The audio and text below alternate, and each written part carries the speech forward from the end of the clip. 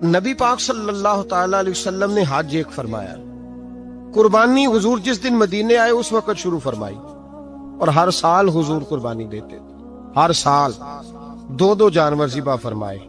یا رسول اللہ صلی اللہ تعالی علیہ وسلم دو کا کیا مقصد فرمایا؟ ایک میری طرف سے، ایک میری غریب امت کی طرف سے۔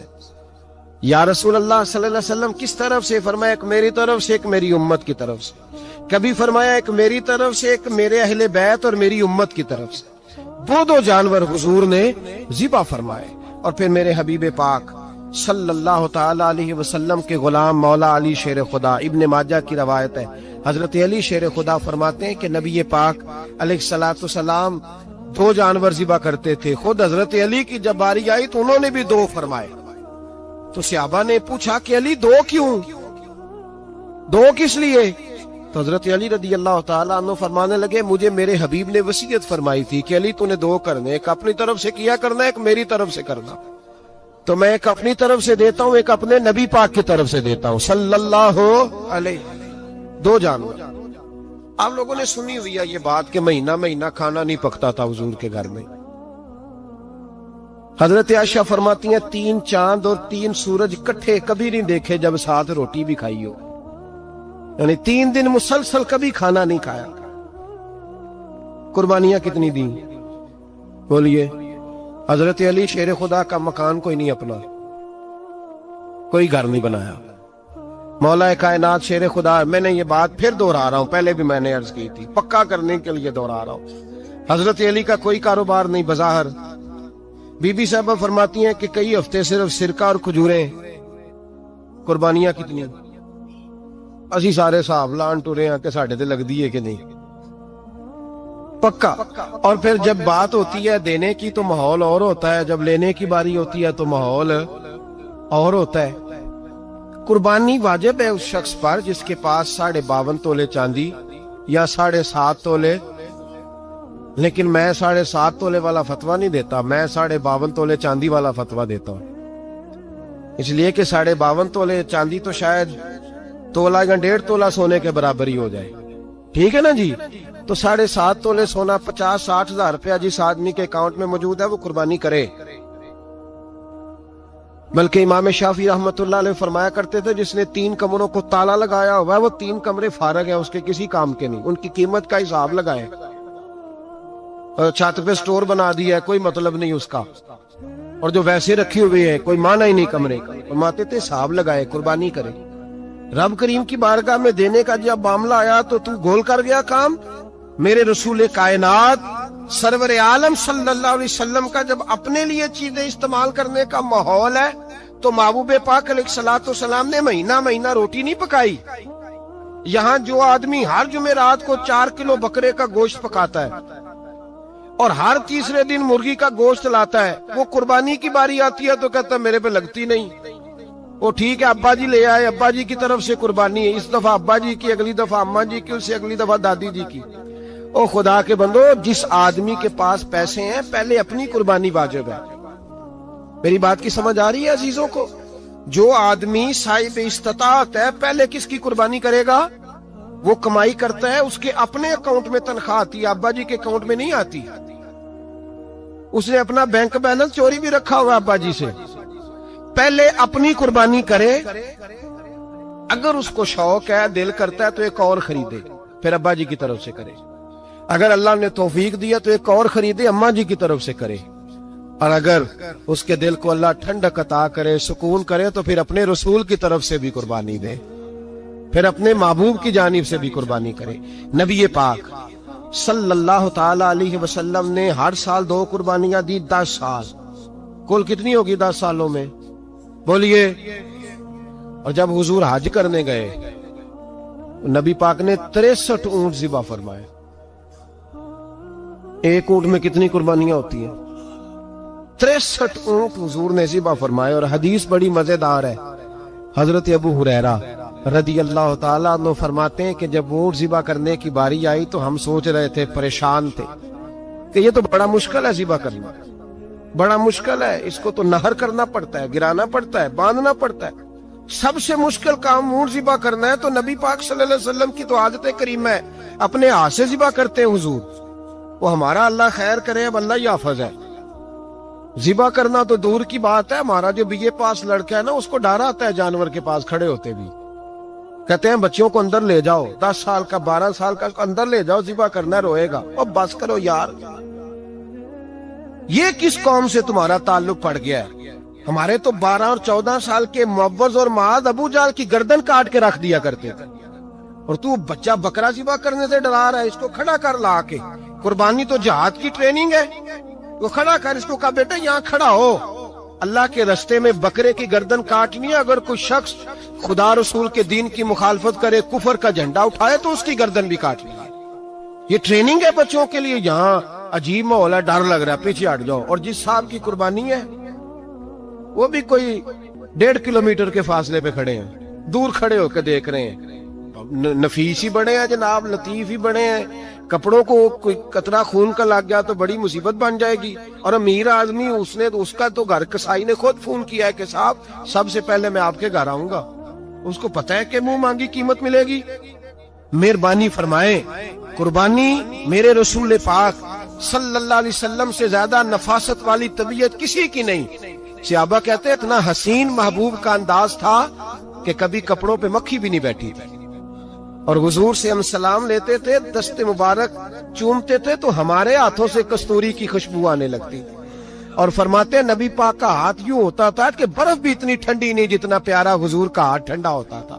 پھر بھی حضور دست مبارک میں خنجر پکڑتے، جانور کو لٹاتے اور اپنی طامت کو سمیٹتے، اور اللہ کے حبیب گھٹنا رکھتے اس کی گردن پر، اور بسم اللہ اللہ اکبر کہہ کے ذبح فرماتے. حضور خود دست مبارک سے. تو اتنا زیادہ نازک مزاج ہو گیا ہے کہ اب یہ والی سنت ادا کرنا مشکل ہو گیا تیرے لیے.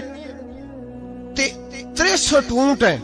اور صحابہ کرام علیہم رضوان فرماتے ہیں کہ حال یہ ہے، ہم سوچ رہے ہیں کیسے ذبح کریں گے، کیا کریں گے، کیسے گرائیں گے. اور نبی پاک صلی اللہ علیہ وسلم کہتے ہیں ہم ابھی سوچ میں ہی تھے کہ حضور نے چھری پکڑی. خنجر جب حضور نے اٹھایا تو فرماتے ہیں اونٹ دوڑتا ہوا آیا اور نبی پاک کے سامنے آ کے لیٹ گیا. فرماتے ہیں اللہ کے رسول نے بسم اللہ اللہ اکبر کہہ کے ذبح کیا. اس نے ٹانگ بھی کوئی نہیں ہلائی، پیر بھی کوئی نہیں ہلایا. وہ کسی شاعر نے بڑی عجیب بات کہی تھی. اس نے کہا پھنسی جو دام میں بلبل تو لگی یوں کہنے، کرے گا قتل کیا تو نے جب اسیر مجھے، کباب شمع کے شولے پہ کیجیو سیاد، شکل گل نظر آئے دم اخیر مجھے. وہ کہتے ہیں بلبل کو شکاری، سیاد شکاری نے پکڑ لیا بلبل کو، تو سیاد سے بلبل کہنے لگی تو نے پکڑا ہے تو قتل تو کرے گا ہی نا، کھائے گا تو صحیح، ایک میری منت ہے. شکاری کہنے لگا وہ کیا؟ تو بلبل کہنے لگی جب تو مجھے ذبح کرے نا اور پکائے تو مجھے پھول سے بڑی محبت ہے. اس طرح کرنا، کوئلے اتنے زیادہ دہکانا، اس قدر زیادہ آگ جلانا کہ ان کی شکل گلاب کے پھول کی طرح سرخ ہو جائے.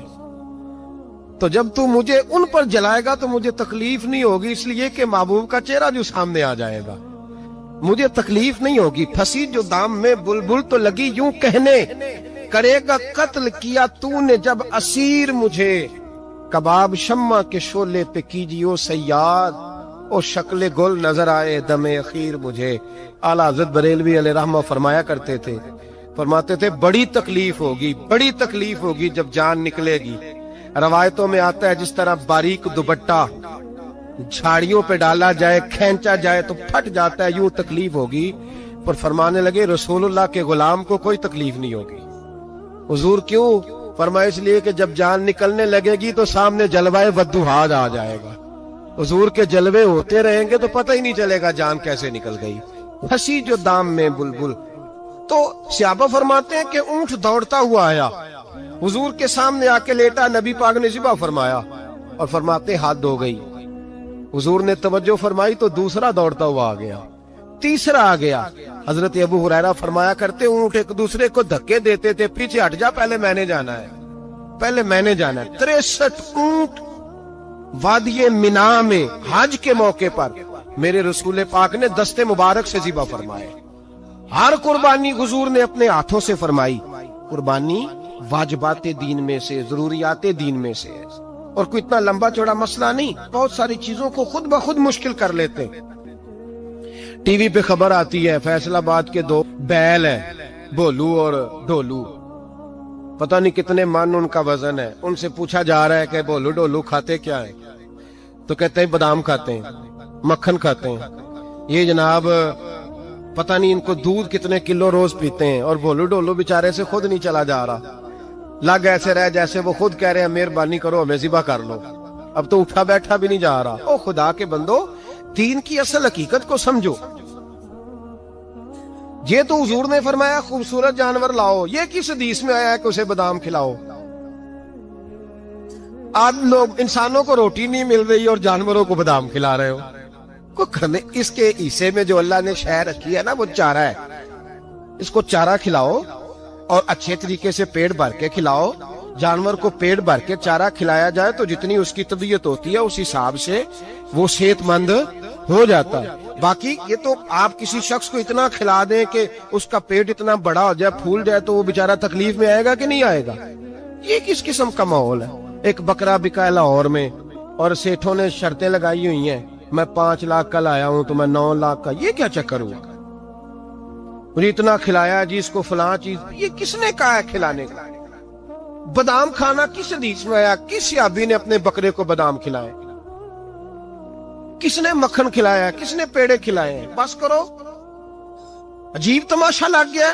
اور یہاں تو اتنی بری حالت ہو گئی ہے کہ عورتیں ناچنے لگی ہیں قربانی کے جانوروں کے آگے، بیبیاں بیچنے لگی ہیں. اللہ کے غضب کو آواز نہ دو. یہ قربانی ہے کہ ہر چیز کا، مذہب کی ہر شے کا مذاق بنا دیا ہے. جس دین نے عورت کی اپنی قربانی بھی ہو تو اس کو ذبح کرنے کی اجازت نہیں دی، مرد ذبح کرے گا. جو دین کہتا ہے کہ عورت ذبح نہیں کرے گی، وہ عورت بیچ سکتی ہے اللہ کے جانور؟ یہاں جس کا میں نے رمضان میں بھی کہا تھا، پھر بات دہراتا ہوں، سارا سال ناچتے گاتے ہیں اور عید کا موقع آتا ہے تو 2-4 مولوی بٹھا کے وہ دین سکھانا شروع کر دیتے ہیں.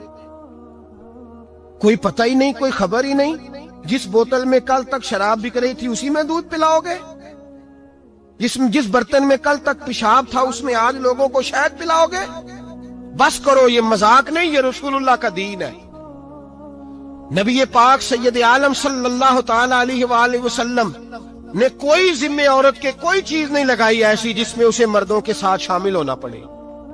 اور عورت سمجھ ہی نہیں رہی کہ یہ اس کی تذلیل ہے، عزت نہیں. صابن بک رہا ہے تو ساتھ بی بی کھڑی ہے، شیمپو بک رہا ہے تو عورت اس کی جو ہے وہ ایڈ دے رہی ہے. یہ عزت ہے عورت کی؟ رسوا کر دیا تم نے ہر شے میں عورت. اب قربانی کا جانور بھی بی بی بیچے گی؟ غیرت کہاں گئی اس قوم کی؟ میرے رسول پاک سرور دو عالم صلی اللہ تعالی علیہ وسلم کو کسی نے آ کے کہا فلاں قبیلے کے لوگوں نے عورت کو سربراہ بنایا ہے، عورت کو آگے لگا لیا ہے. فرمایا تباہ ہو گئے وہ لوگ انہوں نے عورتوں کو اپنے آگے پیشوا بنا لیا. جس رب نے عورت کو نبوت نہیں دی، امامت کرنے کا حق نہیں دیا، کس چکر میں لوگ پڑ گئے؟ 5 لاکھ کا جانور کس لیے لائے ہو؟ 5 لاکھ کا تفاخر کے لیے، دکھانے کے لیے؟ تو اگر 50,000 کا 60,000 کا بھی جانور لاتا تو اچھا آ جاتا. اور 50,000 کا جانور لائے تو 5 لاکھ میں کتنے آتے ہیں؟ بولے تو 10 جانور ذبح ہوں گے تو کتنے غریبوں تک گوشت جائے گا؟ کتنے گھروں کا بھلا ہوگا؟ ہر چیز کا چکر الٹا کر دیا گیا ہے. اور یہ صرف حج کے لیے ہوتی تو میرے رسول پاک ہر سال قربانی نہ کرتے. اور میرے نبی پاک قربانی دینے کا حکم. ایک اور بات بڑی لوگ پوچھنے لگے، کہتے جی گائے کی ہوتی ہے، بھینس کی بھی ہوتی ہے کہ نہیں؟ چلو جی اب نئی بات نکل آئی. حدیث پاک میں لفظ آیا اونٹ کا. نبی پاک نے فرمایا بکرا 1 سال کا، گائے 2 سال کی، اونٹ 5 سال کا. حدیث میں لفظ آ گیا اونٹ کا. آپ کو بندہ کہے پہلے بتائیں نارکا کے مادہ کا، تو میں کدھر سے آپ کو حدیث نکال کے دوں جس میں نر بھی اور مادہ علیحدہ علیحدہ ہو؟ حدیث پاک میں ذکر آ گیا دمبے کا، مینڈے کا. اب باقی جو سارے جاگ رہے ہیں نا، اب غور فرمائیں، باقی ایک بکرا ہے، ایک چترا ہے، ایک دمبا ہے، ایک دیسی بکرا ہے، ایک پہاڑی بکرا ہے، تو علیحدہ علیحدہ لفظ کہاں سے نکال کے دیے جائیں؟ یہ ساری انواع ہیں، اقسام ہیں، نوع ہیں. اسی طرح بھینس بھی گائے کی ایک قسم ہے. امام اعظم ابو حنیفہ فرماتے ہیں النوع منہ، یہ اس کی ایک قسم ہے، نوع میں سے ہے، گائے کی نوع میں سے ہے. آپ عام لفظ بولتے ہیں تو کہتے ہیں بکرا چترا گائے بھینس، عام لفظ ہے نا. تو جب گائے کہہ دیا تو اب کو بندہ کہے گائے آیا تو پہلے بتائیں گائے تو ہے تو اس میں بیل شامل ہے کہ نہیں. تو گائے کی جتنی قسمیں ہیں نا ہمارے محدثین بھینس کو گائے میں شامل کرتے ہیں. بھینس گائے کی ایک قسم ہے. تو نبی پاک صلی اللہ علیہ وسلم نے جب گائے کا لفظ استعمال کیا تو بھینس اس کے اندر آ گئی. تو اگر گائے کی قربانی جائز ہے تو بھینس کی قربانی بھی جائز ہے. اگر بیل کی قربانی جائز ہے تو کٹے کی قربانی بھی 100% جائز ہے. اس کے اندر 7 حصے ڈالے جائیں گے، اسے قربان کیا جائے گا، یہ جائز ہے. اگر آپ صریح لفظ نکال کے دکھانے کو کہیں گے تو پھر تو بڑی چیزوں میں لوگ الجھ جائیں گے. پھر کیسے نکالا جائے گا خسی کی جائز ہے کہ نہیں، جو خسی نہیں اس کی جائز ہے کہ نہیں، فلاں کی. تو ان تفصیلات، ہاں بہت ساری چیزوں کی تفصیلات حدیث میں ہیں لیکن ساری چیزوں کی موجود نہیں. اس لیے میرے عزیز یاد رکھیں، بھینس کی قربانی بھی ہوگی، گائے کی بھی ہوگی، بیل کی بھی ہوگی، کٹے کی بھی ہوگی. جن کی نہیں ان کی نہیں. ہم نے کبھی کہا ہرن کی قربانی بھی ہوگی یا مرغی کی قربانی بھی ہوگی. تو حدیث مبارکہ کے اندر جو چیزیں موجود ہیں ان کی جتنی اقسام ہیں ان سب کی قربانی کرنا ہاں جائز ہے. اور میرے نبی پاک صلی اللہ علیہ وسلم نے فرمایا جانور خوبصورت ہو، لنگڑا نہ ہو، کانا نہ ہو، زخمی نہ ہو، خوبصورت جانور لاؤ، اس کو لا کے ذبح کرو. لوگ کہتے ہیں چلو اتنے پیسے اللہ کے راستے میں دے دیں تو یہ کافی نہیں کافی. مسلم شریف میں، بخاری شریف میں میرے نبی پاک سید عالم صلی اللہ تعالی علیہ وسلم نے فرمایا 10 ذی الحج کو اللہ کی نظر میں ابن آدم کا سب سے پسندیدہ عمل. لیکن نا 10 ذی الحج کو، کل کی 10 ذی الحج ہے تو بڑے کام ہوں گے. فجر کی نماز بھی ہوگی، تکبیرات تشریق بھی پڑھی جائیں گی. آج فجر سے شروع ہو گئی نا، 9 کی فجر سے لے کر 13 کی عصر تک تکبیرات تشریق پڑھی جائیں گی. اللہ اکبر، اللہ اکبر، لا الہ الا اللہ واللہ اکبر، اللہ اکبر وللہ الحمد، اللہ اکبر، اللہ اکبر، لا الہ الا اللہ واللہ اکبر، اللہ اکبر وللہ الحمد، اللہ اکبر، اللہ اکبر، لا الہ الا اللہ واللہ اکبر، اللہ اکبر وللہ الحمد. کوشش کریں جب بھی پڑھیں 3 بار پڑھیں. تکبیرات تشریق بھی پڑھی جائیں گی. فجر کی نماز بھی کل ہوگی، عید کی نماز بھی ہوگی، لوگ اور بھی کوئی ذکر اذکار کریں گے. لیکن میرے نبی پاک صلی اللہ علیہ وسلم نے فرمایا 10 ذی الحج کو اللہ کو اپنے بندے کا جو کام سب سے زیادہ پسند ہے وہ یہ ہے کہ وہ اللہ کے راستے میں جانور کا خون بہائے. حالانکہ نمازیں بھی ہیں، اذکار بھی ہیں، تکبیرات بھی ہیں، سارا کچھ ہے، پر اللہ کو سب سے زیادہ کیا پسند ہے؟ جانور کو قربان کرنا. یہ اللہ کو بڑے خوبصورت لفظ نبی پاک علیہ السلام نے فرمایا قربانی کا جانور قیامت کے دن اپنے سینگوں اور کھروں سمیت آئے گا، اور جس نے قربانی کی ہوگی اس کی بخشش کروا کے اسے جنت میں لے کر جائے گا. تو فرمایا ابن آدم کا سب سے پسندیدہ عمل یہ، سب سے پسندیدہ، کہ وہ 10 ذی الحج کو قربانی کریں، کوشش کریں خود ذبح کریں اپنا جانور. یہ حضور کی سنت ہے. یہ نہ ہو سکے تو نبی پاک صلی اللہ علیہ وسلم نے اپنے ہاتھوں سے ذبح کرنے لگے حضرت فاطمہ کا جانور. تو فرمایا فاطمہ ادھر آ کے اس کے پاس کھڑی ہو جاؤ، میں تمہارا جانور ذبح کرنے لگا ہوں. اپنے جانور کے پاس کھڑے ہوں. میرے جو بھائی ذبح کرنے کا کام کرتے ہیں نا، قصاب ہم کہتے ہیں، سارے قصاب نہیں ہوتے، بہت سارے لوگ یہ سعادت حاصل کرتے ہیں اور بڑی نیکی کا کام کرتے ہیں. اللہ انہیں بڑی بہترین جزا عطا فرمائے گا، بڑا خیر کا کام کرتے ہیں. لیکن چونکہ رش ہوتا ہے ایسے لوگوں کے پاس، تھوڑی جلدی بھی ہوتی ہے. پہلی تو کوشش کریں تکبیر خود ڈالیں، یہ نہیں ہو سکتا تو قریب کھڑے ہوں. ہمارے ہاں ایک رواج یہ بھی ہے کہ 2 بندے ہاتھ رکھتے ہیں، اور ذبح وہ کر رہا ہوتا ہے تو جس کی قربانی ہوتی ہے اس کو کہتے ہیں تو بھی ساتھ ہاتھ رکھ. ہوتا ہے نا جی بہت ساری جگہوں. اب حکم یہ ہے شریعت اسلامیہ کا کہ جب جانور ذبح کریں گے تو پڑھیں گے بسم اللہ اللہ، بسم اللہ اللہ. ہاں نبی پاک صلی اللہ علیہ وسلم نے لمبی دعا پڑھی، صحابہ بھی لمبی دعا، انی وجہت وجہی للذی فطر السماوات والارض حنیفا وما انا من المشرکین، یہ بھی پڑھا. اور پھر میرے رسول پاک صلی اللہ علیہ وسلم نے یہ بھی کہا کہ اللہ میری طرف سے قبول فرما، میری امت، میری اہل بیت کی طرف سے قبول فرما. صحابہ جب جانور ذبح کرنے لگتے پہلے یہ دعا پڑھتے، پھر کہتے اللہم تقبل منا کما تقبلت خلیلک ابراہیم علیہ السلام وَتَقَبَّلْتَ حبیب کا محمد صلی اللہ علیہ وسلم، اے اللہ ہم سے بھی قبول فرما جیسے تو نے حضرت ابراہیم سے قبول فرمائی، اور جیسے اپنے حبیب حضرت محمد صلی اللہ علیہ وسلم سے قبول۔ یہ ساری دعا پڑھیں، اور جب جانور ذبح کرنے لگے تو پھر پڑھیں بسم اللہ اللہ، بسم اللہ اللہ۔ اچھا، دو آدمیوں نے ہاتھ رکھا ہوا ہے، دو آدمیوں، اب اگر ایک نے بھی نہ پڑھی بسم اللہ اللہ اکبر تو جانور حلال نہیں ہوگا، دونوں کو پڑھنا پڑے گا۔ یہ مسئلہ یاد رکھیں۔ ایک اور بات بھی بتانی ہے آپ، وہ بھی آپ نے یاد رکھنی ہے۔ قربانی کے بڑے جانور میں کتنے حصے ہوتے ہیں؟ 7۔ اب 7 حصوں میں 7 کی نیت قربانی کی ہونی چاہیے، 7 6 حصے ڈال گئے، جو چلے تھوڑے سے زیادہ امیر لوگ نہیں تھے، نارمل تھے، انہوں نے 6 حصے ڈال لیے۔ 7واں امیر آدمی تھا، اس کو جا کے کہا یار ایک حصہ نہیں مل رہا، تو چل تو نے تو 2-3 بکرے لیے ہوئے ہیں، تو بھی شامل ہو جا۔ اس نے پہلے تو کہا نہیں یار میں نے اب لے لی ہیں، پھر جب اصرار کیا تو کہا چلو ٹھیک ہے بڑے گوشت کا قیمہ کرا لیں گے۔ تو اس طرح کرو، ڈال لو میرا بھی حصہ۔ اب 6 کی نیت قربانی کی، 7ویں کی گوشت کی، کسی کی بھی قربانی نہیں ہوگی، گئے سارے۔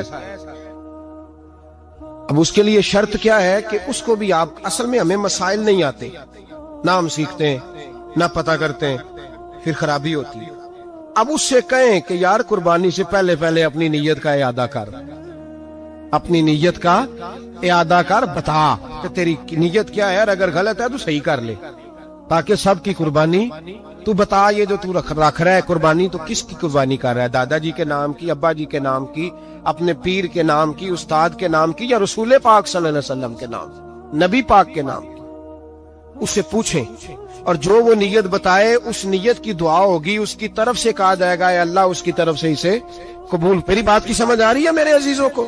اور اس ارادے کے ساتھ قربانی، اگر ایک کی بھی نیت خراب ہو گئی تو مسئلہ بگڑ گیا۔ پوچھنا نہیں کسی بندے سے بھی کہ قربانی لی ہے کہ نہیں، کسی سے نہیں پوچھنا، کسی سے سوال نہیں کرنا کہ قربانی کا اس دفعہ کیا پروگرام، قطعاً نہیں۔ سفید پوش آدمی کے لیے مسئلہ بن جاتا ہے وضاحت دینا۔ جب اللہ تعالیٰ نے سب پر فرض نہیں کی تو ہم کیوں تفتیش کرتے پھرے؟ ایک تو سوال نہیں کرنا، دوسرا خود سے دیکھ لیں کس نے خرید لیا ہے کس نے نہیں خریدی۔ جنہوں نے نہیں خریدی ان کی لسٹیں بنائیں، لائنیں لگا کے گوشت نہیں بانٹنا، کوشش کرنی ہے دروازے تک دے کے آئے۔ کریم کا کرم ہم تک پہنچائے تو دروازے تک پہنچائے۔ اس نے ہمیں دیتے وقت معاذ اللہ کسی قسم کی رسوائی کسی آشکار نہیں ہونے دیا، تو ہم نے بھی بانٹتے وقت کسی کو رسوا نہیں کرنا، پریشان ہے، خوبصورتی سے بانٹنا ہے۔ ہر سال دنیا قربانی کرتی ہے، رسول پاک علیہ الصلوۃ والسلام نے حد بندی، یا رسول اللہ قربانی کیا ہے؟ فرمایا جناب ابراہیم کا طریقہ ہے۔ ہر سال ذکر ہوتا ہے جناب ابراہیم کا، ہر سال ذکر ہوتا ہے حضرت اسماعیل، ہر جگہ ذکر ہوتا ہے جناب یعقوب کا، جناب یوسف کا۔ اپنی اولاد کے لیے دعا مانگا کرو، رب لوگوں کے دلوں میں ان کی محبت پیدا فرمائے۔ بندہ اچھا لگتا ہے، وہ بندہ پیارا لگتا ہے جو اولاد سے پیار کرے، اس سے پیار ہو جاتا ہے جو بچوں سے پیار کرے۔ اللہ ان کی طرف لوگوں کے دل پھیر دے، پہلے نمازی بنا دے، پھر انہیں ہر دل عزیز بنا دے۔ اب حضرت ابراہیم کہتے ہیں وَارْزُقْهُم مِّنَ الثَّمَرَاتِ لَعَلَّهُمْ يَشْكُرُونَ، یا اللہ انہیں پھلوں میں سے رزق بھی دے تاکہ یہ تیرا شکر ادا کریں۔ اللہ انہیں رزق بھی عطا فرما، انہیں پھلوں میں سے رزق بھی دے۔ اولاد کے لیے دعا مانگا کرو، انہیں اللہ روزی دے وسیع، اولادیں کسی کی محتاج نہ ہو، بچے کسی کے دستے نقل نہ ہو، کسی کے ہاتھ نہ دیکھنے پڑے، کسی کی طرف بڑھنا نہ پڑے۔ آگے ارشاد فرماتے ربنا انک تعلم ما نخفی وما نعلن۔ حضرت ابراہیم نے بات ہی کھول دی، فرمایا اے رب تو جو ہم ظاہر کرتے ہیں وہ بھی جانتا ہے، اور جو ہم چھپاتے ہیں وہ بھی جانتا ہے۔ وما یخفی علی اللہ من شیء فی الارض ولا فی السماء، اللہ پر کوئی چیز چھپی ہوئی نہیں، نہ زمینوں میں نہ آسمانوں میں۔ پھر اولاد کے لیے دعا مانگی جا رہی، اس شہر کے لیے بھی دعا مانگی جہاں بچے رہتے، یہاں امن رہے، یہ بھی دعا مانگی کہ یہ نمازی ہو جائے، یہ بھی دعا مانگی حضرت ابراہیم علیہ السلام نے کہ اللہ انہیں رزق دے پھلوں میں سے، یہ بھی دعا مانگی لوگوں کے دل ان کی طرف کر دے۔ اور پھر کہا تو جانتا ہے ہمارے ظاہر اور باطن کو. پھر ارشاد فرمایا کہ میں اب بیچ میں شکر بھی ادا کرتے ہیں, کہتے ہیں الحمدللہ الذی وہب لی علی الکبر اسماعیل و اسحاق. کہتے ہیں تمام تعریفیں اس اللہ کے لیے جس نے بڑھاپے میں مجھے اسحاق اور اسماعیل عطا فرمائے. بڑھاپے میں اللہ نے اولاد دے دی, ساری تعریفیں اس کے لیے. پھر ارشاد فرماتے ہیں ان ربی لسمیع الدعاء, بے شک میرا رب دعاؤں کا سننے والا ہے. آگے ارشاد فرماتے ہیں ربی جعلنی مقیم الصلاۃ ومن ذریتی, اے اللہ مجھے بھی نماز قائم کرنے والا بنا دے اور میری اولاد کو بھی نماز قائم کرنے والا بنا دے. کیا ہی مزہ ہے اگر باپ بیٹا ایک صف میں کھڑے ہو کے نماز پڑھیں. کیا ہی لطف آئے اگر باپ بیٹا کٹھے احرام باندھ کے طواف کریں. کیا مزہ یاد آئے اگر کبھی باپ بیٹا بیٹیاں اہل خانہ سارے کٹھے حضور کی بارگاہ میں حاضر ہوں. کیا نرالا انداز. مجھے بھی نمازی بنا دے اور میری ربنا وتقبل دعا, یا اللہ ہماری اس دعا کو قبول فرما لے. اس دعا کو قبول. ربنا اغفر لی ولوالدی, پچھلی ساری دعائیں اولاد کے لیے. اب کہا ربنا اغفر لی ولوالدی, اے اللہ مجھے بھی بخش دے اور میرے والدین کو بھی بخش دے, ان کی بخشش کر دے. وللمؤمنین یوم یقوم الحساب, اور جس دن تو حساب لے اس دن تمام مومنوں کی بخشش فرما دے. اللہ سب کو بخش دے حساب والے دن. سورۃ شعراء میں آتا ہوں اور یہاں سے 2-3 آیات عرض کر کے اپنی بات سمیٹتا ہوں.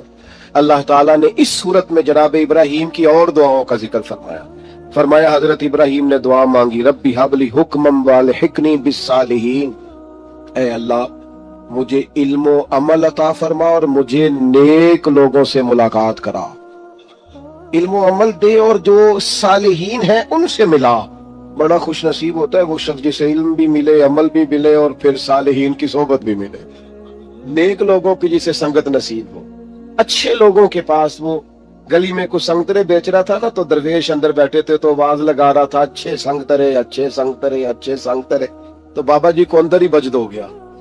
کسی نے کہا یہ کیا ہوا؟ فرمانے لگے وہ کہہ رہے جنہاں دے سنگ چنگے سانو ترے, اچھے سنگ ترے, جنہاں دے سنگ اچھے سانو ترے. جناب ابراہیم کی دعا دیکھو, فرماتے ربی حب لی حکما والحقنی بالصالحین, اے اللہ حکم عطا فرما. مانا مفسرین نے کیا علم و عمل عطا فرما, اور اے اللہ مجھے ان سے ملا دے جو صالح لوگ ہیں. یہ دعا مانگتے ہیں. پھر کہتے ہیں اے اللہ جو لوگ میرے بعد آئے نا ان میں میری سچی ناموری رکھنا. اے اللہ بعد والے پچھلے ہمارا ذکر کریں تو ذرا اچھے لفظوں کے ساتھ کریں. ہمارے بعد ہمارا ذکر ہو تو خیر کے ساتھ ہو. ہماری تعلیم کے لیے جناب ابراہیم دعا کرتے ہیں. فرماتے ہیں کہ پیچھے اس طرح کا چھوڑ کے جانا کہ تمہیں خیر کے ساتھ یاد کیا جائے.